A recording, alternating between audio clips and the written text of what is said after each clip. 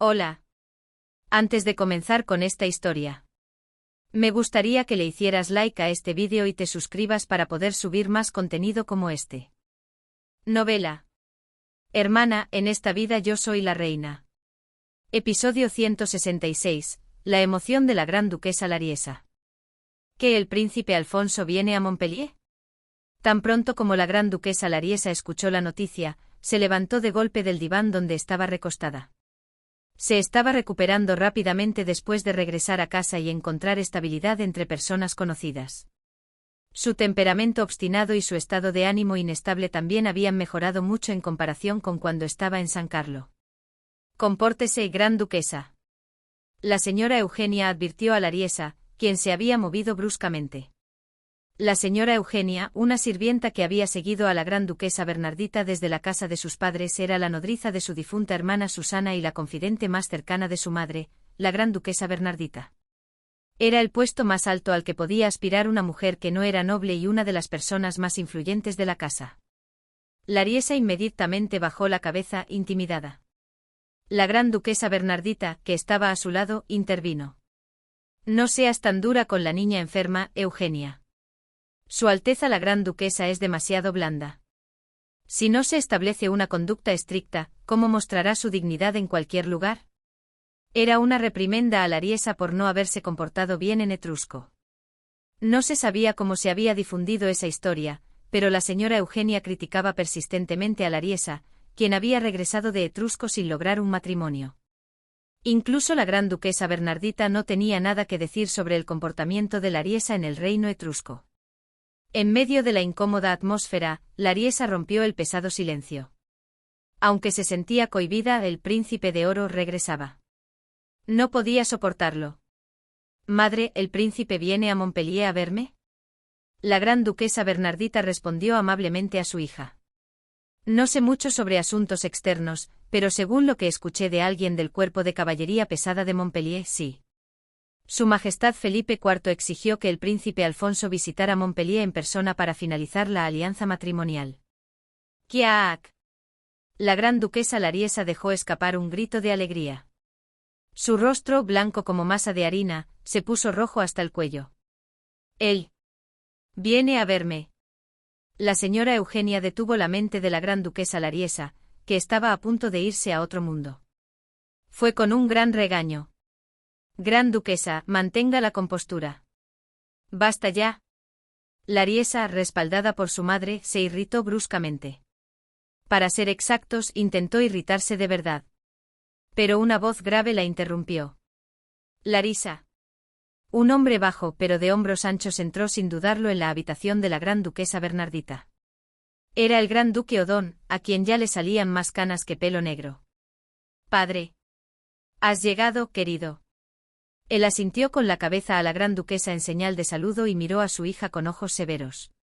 «No actúes imprudentemente, Lariesa». «¿Qué?». Fue regañada tan pronto como su padre entró en la habitación. Ella pensaba que no había hecho nada malo. El rostro de Lariesa se puso rojo de indignación. Pero el gran duque Odón, a diferencia de lo habitual, levantó la voz severamente a Lariesa sin una pizca de compasión por su hija. «Ni se te ocurra acercarte al príncipe». Padre? Los ojos rasgados de la gran duquesa Lariesa se redondearon. En lugar de ella, que estaba congelada de miedo por su padre, la gran duquesa Bernardita preguntó. «¿Por qué no, querido? Su Majestad no está llamando al príncipe de Etrusco con el propósito de una alianza matrimonial, hay otra opción de matrimonio además de nuestra Lariesa».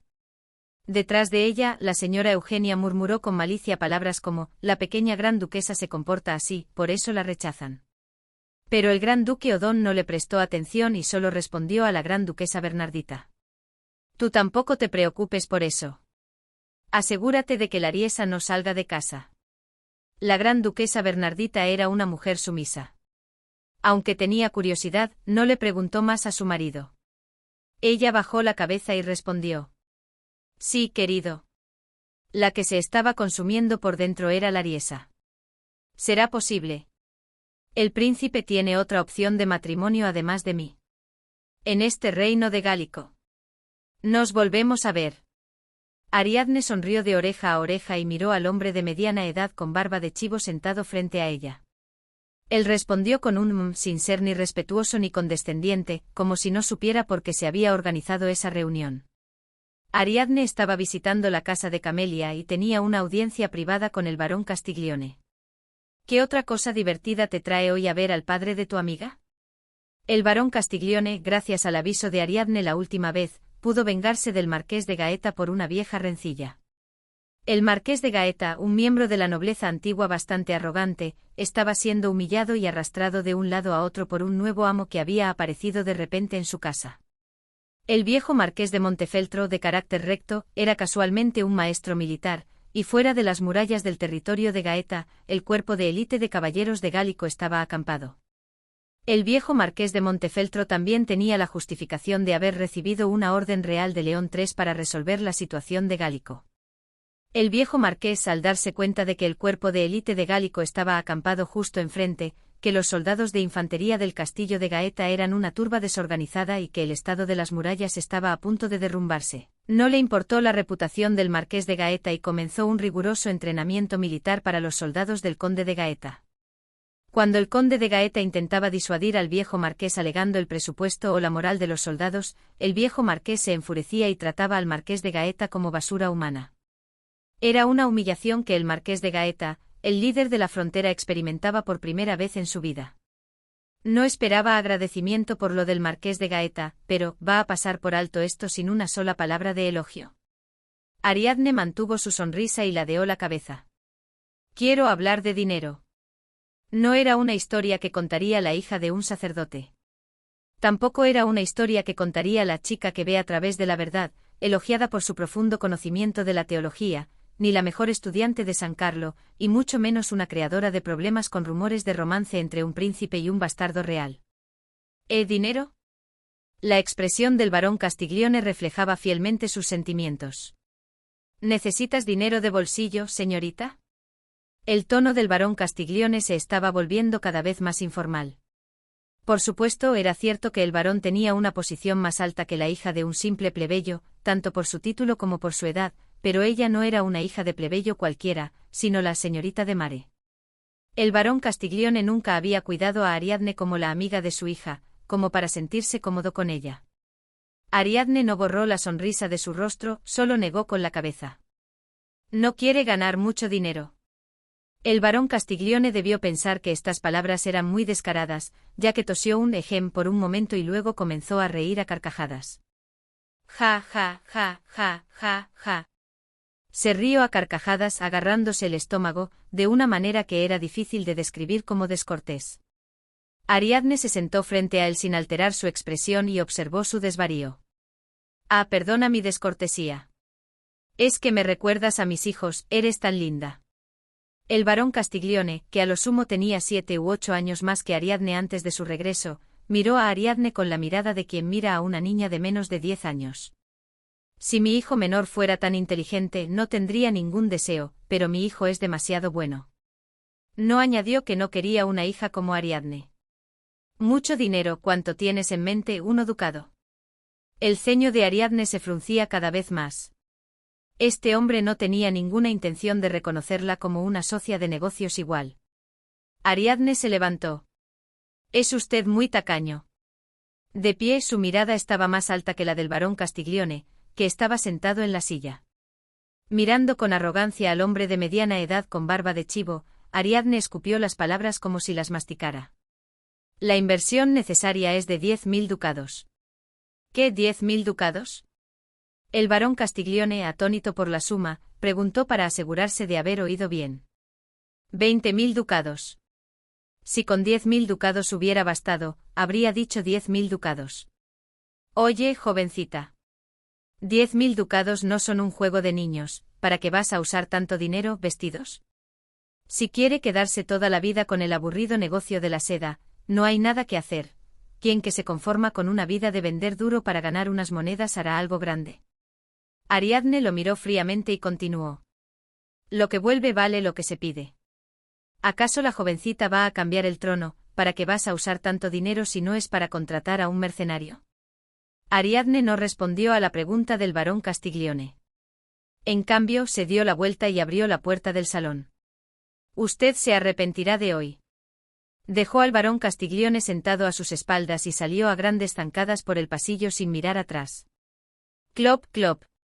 Dentro del carruaje plateado de la familia de Mare, Ariadne se frotó las sienes, donde un dolor de cabeza se arrastraba lentamente. Aunque había salido con ímpetu de la casa del barón Castiglione, no era fácil encontrar un prestamista que pudiera adelantarle tanto dinero. El comercio en el reino etrusco, o más bien en el continente central, aún no se había alejado mucho del modelo de gremios. No puedo pedir prestado a varias personas por separado. Solo tenía una garantía. No podía dividirla y empeñarla, y sobre todo, debía evitar a toda costa que se corriera el rumor de que Ariadne de Mare había empeñado el corazón del Mar Azul. De la Torre. Márquez. Montefeltro. Ariadne, que había recordado a algunos de los grandes nobles ricos, negó con la cabeza. Su riqueza se basaba en la tierra. No tenían efectivo. Ella necesitaba monedas de oro ducado, no tierras ni castillos. Y las necesitaba de inmediato. Un momento. Ariadne se dijo a sí misma. ¿Cuánto habrá crecido la compañía Bocanegra a estas alturas? Bocanegra. En su vida anterior, fue la compañía que desbancó al barón Castiglione y se estableció como la principal compañía comercial de Etrusco. A diferencia de otras empresas fundadas por plebeyos, esta no tenía el respaldo de un gremio, y por eso pudo crecer enormemente sin estar sujeta a los intereses de una cooperativa. También fue el lugar al que el marqués de Gaeta le arrebató el derecho de distribución de la rosa de Gaeta a la compañía Castiglione y se lo entregó. Su pleno auge se produjo después del golpe de estado de César, gracias a que se unieron al Palacio Real, cuya administración se había deteriorado, y se convirtieron en los brazos y piernas del palacio. Gracias a eso, Ariadne conocía muy bien su situación. Todavía no están en la etapa de tener una red de distribución a nivel nacional. Eso surgirá cuando la compañía Bocanegra recaude los impuestos para el Palacio Carlo. Pero la compañía Bocanegra era especial. A diferencia de otros comerciantes que ganaban dinero con una red de distribución, Bocanegra, aunque aún no tenía una red de distribución, seguramente rebosaría de efectivo. Porque su origen era el de contrabandistas de tabaco. Las drogas adictivas tienen un alto margen de ganancia, y los adictos acuden en masa como nubes por sí solos. Y lo que Ariadne necesitaba era efectivo, no una red de distribución. Si Bocanegra se mete en esto y gana mucho, la cara del barón Castiglione será digna de ver. Finalmente una sonrisa traviesa, propia de su edad, apareció en el rostro de Ariadne.